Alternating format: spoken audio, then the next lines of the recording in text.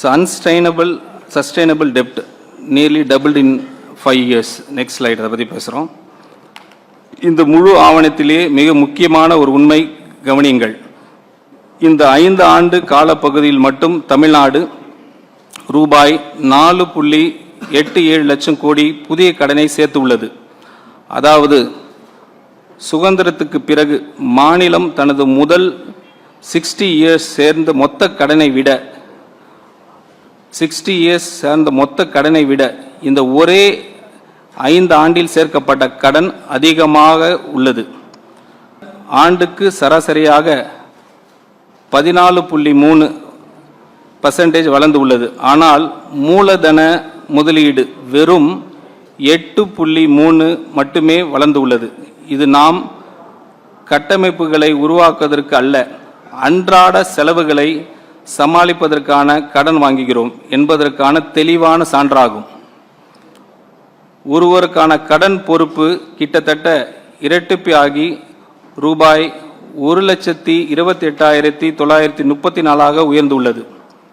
இன்று தமிழ்நாட்டில் பிறக்கும் ஒவ்வொரு குழந்தையும் 1 ரூபாய் கூட பொருளாதாரத்துக்கு பங்களிப்பதற்கு முன்பே இந்த கடன் பொறுப்புடன் பிறக்கிறது.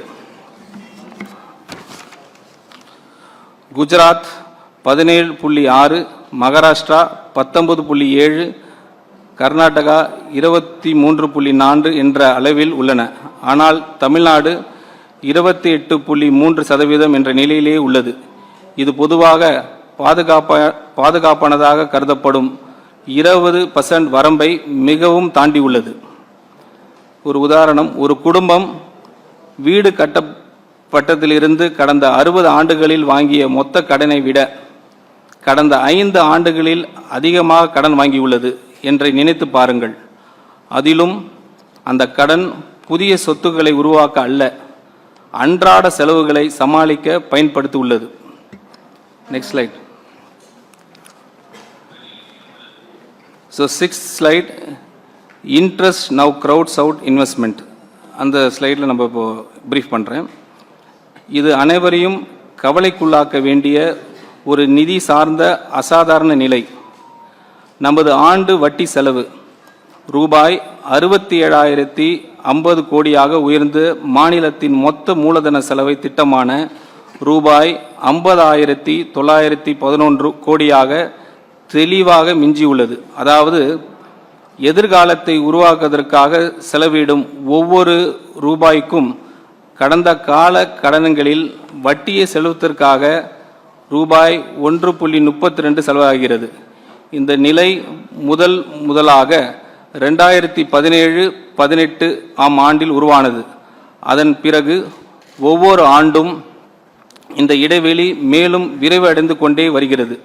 தற்போது வட்டி செலவு மொத்தம் வருவாயில் 22.8 உள்ளது.